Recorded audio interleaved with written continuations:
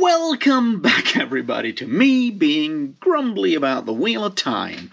And this is sort of, well, it's still a lot of chaos. It's chapters 24 to 30, I think. Yeah, 30. And there's more stuff to be mildly annoyed about. Mostly mildly annoyed because there's not that much happening right now.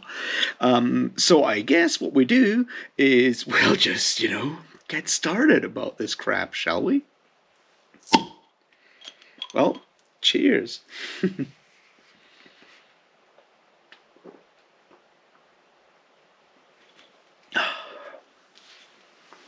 Alright, so basically there's a bunch of things going down now that mostly focus on Rand, Egwene, Nynaeve, and Elaine. By which I mean the Aes Sedai from the White Tower sent by Elaida show up in Cairhien, and yeah. Stuff happens around that. Elaine falls finally in love with Gawyn de Drakand, and, well, not much more, and then Nynaeve figures out something that she wasn't supposed to figure out, and now, we'll talk about her learning how to heal, gentling and stilling, and we'll figure out whether that is, good or bad, and where the problems with that lie.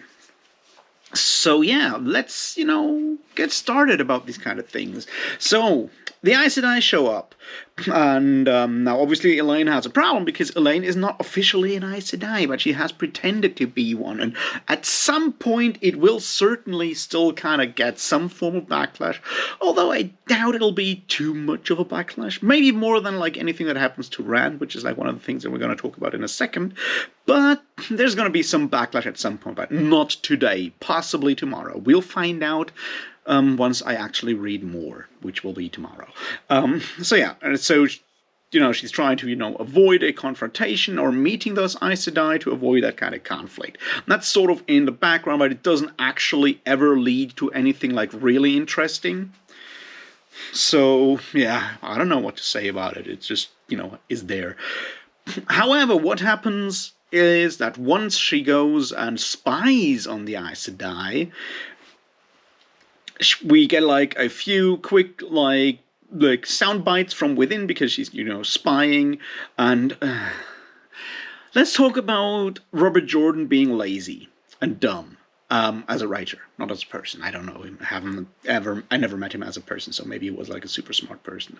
I don't know. My point is, so Egwene hears like half a sentence by Aes Sedai, and then she hears, and this is the stuff that we hear, the serving maids talking. And all they talk about is one of them being pregnant again, and the other situation of one of them talking to another one about what is probably sexual harassment. It's never quite clear. But the point here is that Egwene is like, maids. And my point with why I think this is, lazy or fucked up is the idea that that serving personnel in a society where there are such people, or like in general, that the serving staff of whatever you're talking about, whether it's, a castle, a noblewoman's house, whatever, that they have nothing else to talk about, that they're all like slightly dumb females that only talk about like sex in a like stupid way, because the way like it is written is just like demeaning, and I'm like, no, fuck's sake, no, right? I mean, I see where he's coming from, or I can try to see where he's coming from, and that would be once again the idea of Robert Jordan being influenced by 19th century literature, by Oscar Wilde, by Jane Austen, or whatever, but he just doesn't get the social criticism inherent in those things. No, he's like, oh, serving staff has to be silly. Fuck that. Seriously, fuck that shit. Anyway, just a small aside because it kind of happens again and again whenever like servant staff shows up. They're always like a bit silly and like that's pretty fucking classist because what it basically shows is those people not only work in a, work in cheap labor, but it's like they're apparently intellectually not capable of any other job. No, they're not capable of any other job because the system forces them to take these kind of jobs because it's fucking feudalism and it's fucking capitalism at the same time. It's like, yeah, they have to take that job because they need to find a job. It's nothing to do with them being smart or anything. The problem is that it's written from the perspective of those like very privileged motherfuckers out there, which is Rand, Perrin, Matt, Egwene, Elaine, and Nynaeve. All of those people are privileged all the time, and that is the perspective that is given to us as the reader. So we're like, oh, all the serving staff is a bit simple and silly. It's like, no, they're not. So yeah. Basically, at this point, I'm just waiting for Min to also have like some really like highly privileged background, which who knows? We'll find out at some point, I guess. All right, so small annoyance there. Let's look at the big one. Egwene runs away when she feels that she's discovered by the Aes Sedai and runs into Gawain. Gawain, whatever, that guy, Truckhand, because of course she does. And once again, I think it's sort of like it's the kind of thing that would work really well, not really well, but that fits in your like romantic comedy or once again, you're like 19th century, like Oscar Wilde or what have you, but in like a bad way. It's a cliche. It's like, of course, she runs away and she just like actually physically runs into the person, falls down, jumps up, realizes who it is, and so forth. And that's how they meet. But yeah, complaining about cliches in Wheel of Time is like complaining about the word ochre in Malazan. You don't do that because you'd be at it all fucking day. And then we get like the whole conversation between Egwene and what's his name, Gawain, which is, I don't know. Robert Jordan is not capable of writing romance. I'll just say it now. He's not capable of writing romance in a lot of ways for a lot of reasons. This one it's overtly cheesy and unrealistic.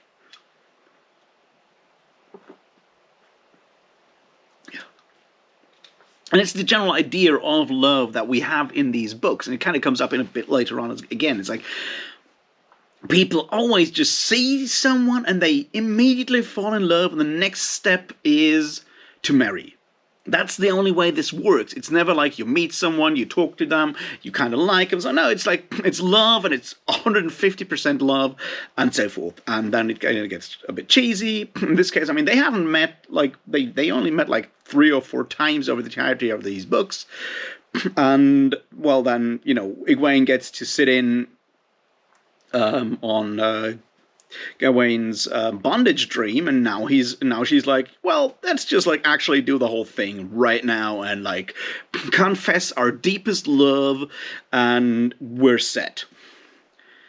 So yeah, now we got that, and it's made clear that she will totally bond him as a warder and whatever. There we are. I don't know. It's the kind of things that once again read like really cheesy romance for, I don't know, middle grade, I guess. But, well, there we are. And from then on out, we find out that the, what are the names of the Aes Sedai are sort of like, kind of maybe know about Egwene. And then we find something that is once again annoying in these books. Every like bad guy or girl in this case, or every bad person in these books is dumb. They're all fucking idiots. Always. All the time. They're like willfully stupid. And the Aes Sedai sent by Elida are once again willfully stupid. So I'm jumping around. I'm not going like chapter by chapter. I'm like kind of jumping around here for a bit. And the point that I'm trying to make here is that the Aes Sedai are like, yeah, this is totally not possible. It has to be this way. And you have like one perspective in there. I keep forgetting her name. Is it Asuna, what, something like that. One Aes Sedai, one brown Aes Sedai, who kind of is like Varen 2.0. She's a bit smarter and all of this stuff. And she realizes all these, inconsistencies. So my guess is, because we already know that one of them, Galina, is Red Aja and is also Black Aja and is evil. So my guess is that the other one will kind of realize at some point that there's Black Aja in this crew to find and do whatever they want to do with Rand. And she'll blow the whistle, because she's actually good, because it's always the kind of mousy, smart, geeky types that are like super honest at the bottom of their hearts, and she'll blow the whistle, and that's when Rand will snap some sort of trap and manage to really punch those other Aes Sedai. Well, obviously not punch, but maybe whip or spank, possibly. Who knows? But that's sort of like a prediction for the future. Right now, we just like see all of those Aes Sedai being really stupid, like over the top, cliche, stupid evil. And yeah, well, there's that. But yeah, let's look at other bits and pieces and then see what I'm trying to explain, or not explain, what I'm trying to make you understand is the big problem here.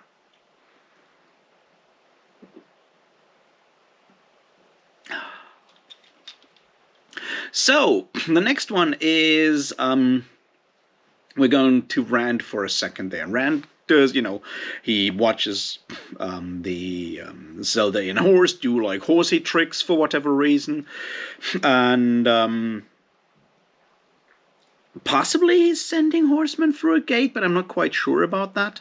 It might be in there. It might also not be in there. Apart from that, he gets attacked as like an ambush on the street, and Rand behaves like a dickhead towards his Aiel guards. But what can you do? Right now, Rand is a dickhead. He's willfully demeaning towards his Aiel guards in all kinds of ways for whatever reason. And there's no real explanation there. It's like, yeah, he's talking with Lews Therin in his brain, or maybe not. And it's always the question like, is he going insane? Is this like a really dumb depiction of mental health, or is this is Lews Therin actually in there and we have like two persons in that brain, or what? We don't know. But until then, Rand is just behaving willfully stupid like a dickhead.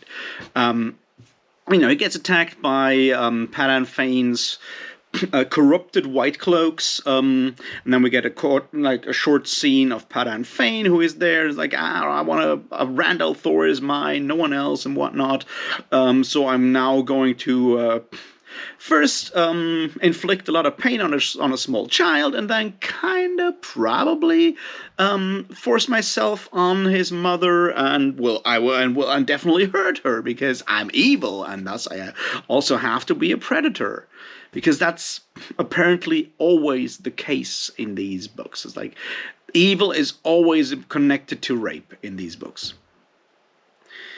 And I'm calling, and the problem is it's personal rape every single time. It's not, you're like military doing military stuff. It's always one evil guy forcing himself on another evil woman. So that's the point. It's like, she's a dark friend, right? It's not, I don't know. It's just annoying and very bad taste, because there's never any like form of reflection. It's just like Robert Jordan just uses sexual violence as just another tool, or just another thing to show you that these people are bad. There's no exploration of sexual violence as with all its effects and whatnot. It's more like, how do I show someone is bad? They have a mustache, they have a hooked nose, and they rape people. Okay, I don't know. That's very, very limited and not exactly good. Anyway, he does that. Rand comes back home. He behaves more like a dickhead towards his guards. And then we get a bit more about how Robert Jordan thinks high nobility works, which is like everyone is at least very, very, in some way related to everyone else, but only like very, very like not close related, but like very distantly related to everyone else. And Rand doesn't understand it because how could he? He's an ignorant fool from a small village, even though he's ruling 3 kingdoms and running around for like at least 2 years at this point. Doesn't matter. He still doesn't get that idea of like nobility. But there's no deeper point in there apart from like for a second him feeling that maybe having it on for Elaine is not good because she's technically his cousin under this specific. You can always Habsburg her. It's no problem, man. Just go for it. Well, let's look at another thing. Like every time Rand comes back from Cairhien towards into Caemlyn, he feels at the back of his mind Alanna, who has bonded him. And this is once again one of those things when I'm talking about consequences here. Rand can do whatever the fuck he wants, and there's no consequences for him. He doesn't even get wounded. He gets nothing. Other people die around him. Alanna bonds him as a warder, and the only one that's suffering from that. And we spoke about the fact that, like, her bonding him without asking for permission and whatnot, for consent, is definitely a problem. But unlike women that, like, get forced to do stuff against their will, in this case, Rand just goes and slaps her around a bit with magic. And then just keeps on doing whatever, right? There's no consequence. Yes, we get like I mentioned that in the back of his mind he kind of feels what she's feeling, but that's it. He goes wherever the fuck he wants to go. Nothing else. There's no consequences for anything there. It's why I'm starting to lose even more interest in this character. It's like, what could possibly happen in these books that would actually make Rand realize that his actions have consequences? Shooting balefire at people? Hell no! I mean, yes, in theory, but we haven't seen it. We're halfway through this book. And the fact that Rand just, blew half the palace, well, in the dream world, but still blew half the palace into smithereens with fucking balefire, thus reviving Mat Avienda and Asmodean, who is still dead, I suppose, but whatever. No consequences whatsoever, after we've been told for a long time that using this shit is dangerous and it will unravel the pattern. No. It's Rand who's doing it, so who the fuck cares? It's annoying because what you need for a good character, like for like any form of like to keep my interest, is for actions to actually have consequences. And we never actually see that. There's no consequences for Rand's action. Apart from having another woman's humiliated when we have that long and dumb idea of like Jito, when Rand realized that Zulin is now, because he did that stuff that Rand forced her to, and like, at least he kind of realized that he did that, but I'm not sure if he actually, ever will understand how fucked up that was, but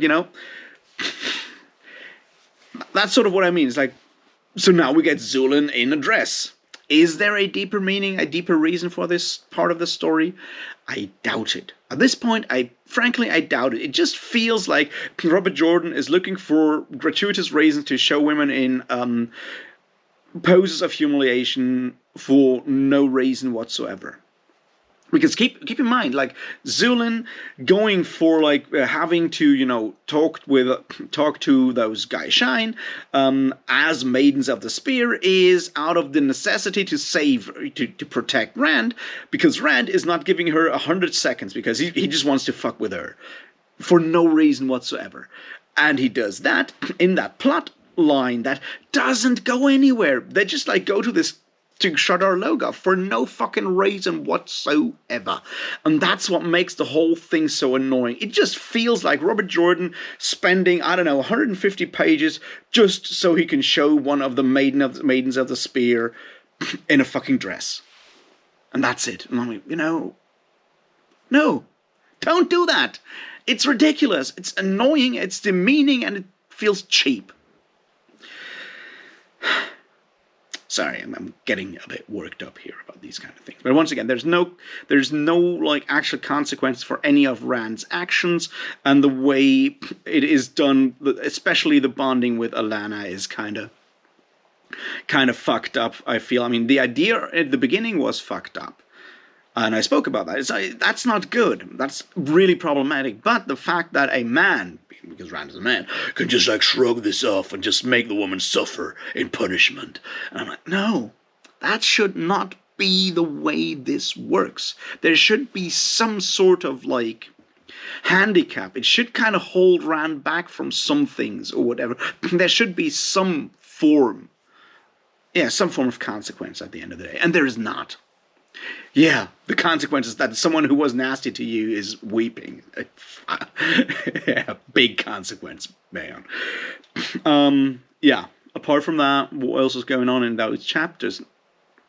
Rand is more or less willfully ignoring the sea folk people that want to talk to him, desperately want to talk to him.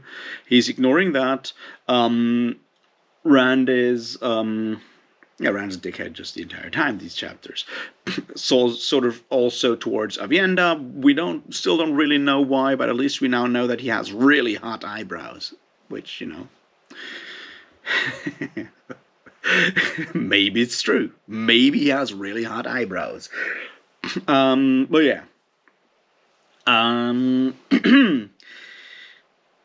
That's most of what's going on in the Rand stuff. We then have that interaction, which I think is the next bit of when I say like evil is stupid in these books, when we have the conversation between Rand and the Aes Sedai, with Egwene being like, locked into like the shield, so she's invisible. Rand is behaving just like Rand. You have Egwene's like, oh no, he's behaving like a dickhead towards Aes Sedai, and it's impossible. Well, there is Egwene being Egwene and being stupid. I spoke about that like earlier today, right? When I said that Egwene is, is written like someone from one of those like comedies of errors, or almost comedies of like manners, more or less, which doesn't actually fit into the story that Robert Jordan is trying to tell here, because he's trying to tell like a darker, more adult sort of fantasy story. And then we have the Aes Sedai thinking that they can just like buy him with money and that will just work. And I'm like, I know there is that idea that the Aes Sedai in general are ruling the world, but if all Aes Sedai are behaving like the Aes Sedai that we've seen so far, whether it's Elida and gang over there in the White Tower or the group in Solidar, how did they ever gain any fucking power over the world? There's no basis to it. They're willfully, arrogantly stupid and ignorant. They have like no capabilities whatsoever to read characters, to empathize with anyone, and apparently they're still in charge of like everything. It's like, how does that work? And you have those scenes, those quick scenes when each of them is like talking to one of the nobility. They're like, yeah, when we take Rand away, we need someone to take charge here, and so you can see them trying to do like intrigue. It's not intrigue if you just pick the most powerful nobleman or noblewoman, tell them, yeah, once we've taken that guy away, you'll have to be in charge. That's not how intrigue works. It would have been better if you, showed a few more, or gave them any form of like, yeah, we'll make that happen for you, but in exchange, we want this or that from you, so you can maybe hint at how the Aes Sedai gained so much power over the world, how they have all those strings on every throne there. No, you don't. You just don't show that stuff because you don't think about it, Bobby J. You just like, yeah, well, they just do that, and you have to think this is super, like, intriguing, full of intrigue, and subtle. No, it's not. It's not subtle. It's just...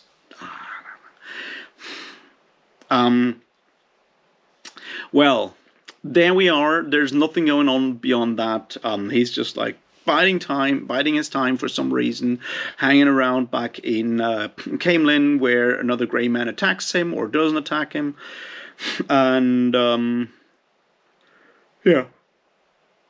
We get one specific new person, man, that can channel mentioned specifically, so we know that guy will be important later on. I forgot his name, but he'll come up again.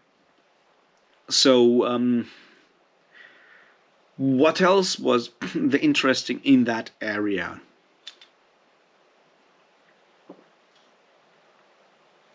I think once again the interactions between Egwene and Berylane. We've spoken about that before, and it remains the same thing. I feel like I'm repeating myself again and again and again here. Like I feel like a broken record because it comes up again and again. It's like Egwene hates Berylane because Berylane, flirts and wears and a bit more like sexy dresses or whatever. She's a more self-confident woman. We can't have that in these books. So she has to be hated for that. And it has to be implied that being Berylane is actually bad. Behaving like Berylane is actually bad. It's like, no, it's not. And there's that idea that, like, whether it's the serving women or the more privileged women, everything they do all the time when they talk, it's all directed towards men and all about men all the time and their behavior towards men. In a world where supposedly women are in charge, it's insane how important men are to everything that women do in these books. That's not how matriarchy works. I'm sorry, Bobby J. That's not how that works at all. So we get a bit of that again with Egwene and Berylane. So just we can, just to remind us and keep reminding us that, Egwene still hates Berylane for being Berylane. Let's talk about the Nynaeve learning to heal bit, shall we?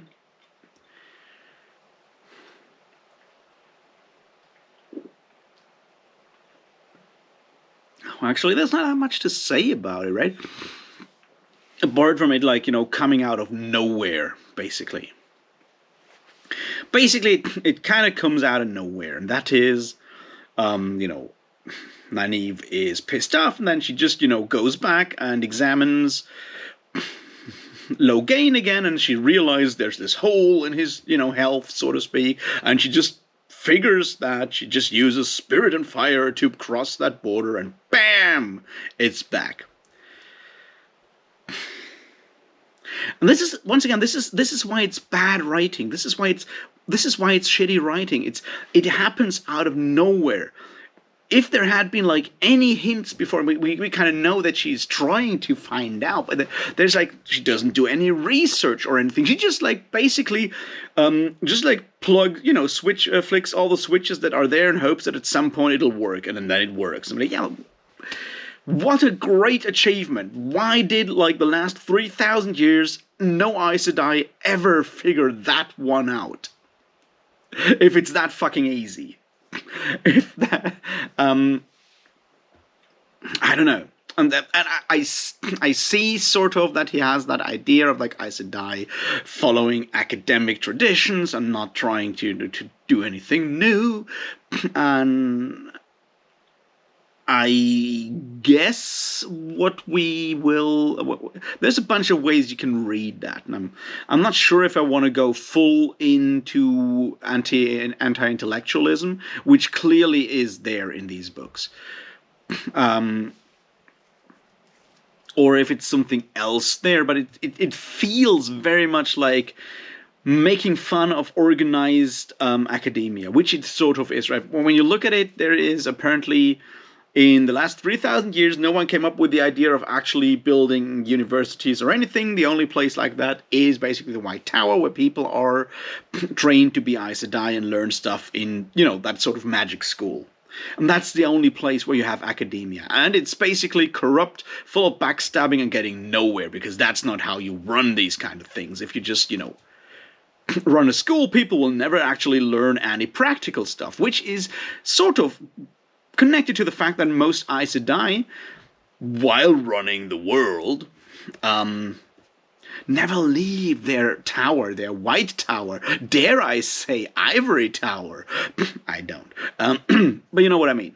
So there is a level of anti-intellectualism in there, or that very very popular way of anti-intellectualism that you face in a more conservative sort of capital neoliberal kind of way, when you're just like, yeah, they're just like studying stuff for study's sake. They have no idea how the world actually works because they never go out and actually work for whatever, all that anti-intellectualism. And you can read that into how the Aes Sedai are behaving, because all of them, there's like, the kind-hearted, slightly bumbling nerds like Varen, and now this Asana, whatever her name is. I'll find out. I'm pretty sure. And the rest of them are just inept. And it's exactly where that whole like hatred for like that supposed cultural Marxism in the universities comes like in at the same level, so to speak. It's like there's apparently those people who have no idea how the world works are still in power and are guiding, controlling everything, so things don't work. But what we need is someone like Randall Thor to take all of that stuff over. I really, really hope he at least cleans his room and stands up straight. He might even be a lobster at heart. Who knows? So yeah, the way Nynaeve figures out how to heal Logain and then heal Swan Sanche and Lyanna is ridiculous, because it's never actually built up in any way. It just happens by accident, and no one ever thought about this like in 3,000 years. Whatever. Bobby J, I just don't care anymore. There's like no impact to it. It's like, yeah, whatever. It just happens. One interesting thing that I want to mention is how the idea of Elaine and Nynaeve, in a way, using Mogadine still as a slave, let's not forget that, but using her to learn stuff about how to use magic and be more powerful than anyone else, kind of mirrors how in Fires of Heaven, Rand used Asmodean as for exactly the same purpose. It kind of mirrors that in a way. What it unfortunately also does is make both like very inept teachers, like they don't know anything and they're like very unforthcoming or whatnot. I was like, yeah, I don't know. If you need a Gollum stand-in, then maybe make it a bit better, I guess, or more interesting. Yeah. Well, it's interesting to have that parallel once again, which, you had before when you had Matt and Rand learning like the juggling and show stuff with Tom on the boat, and then on the other side you have Elaine and Nynaeve with the circus. So you have those parallels between those two groups of characters in a way. That is, it's nice because it's actual structure that, while not going anywhere, at least is also not too badly handled.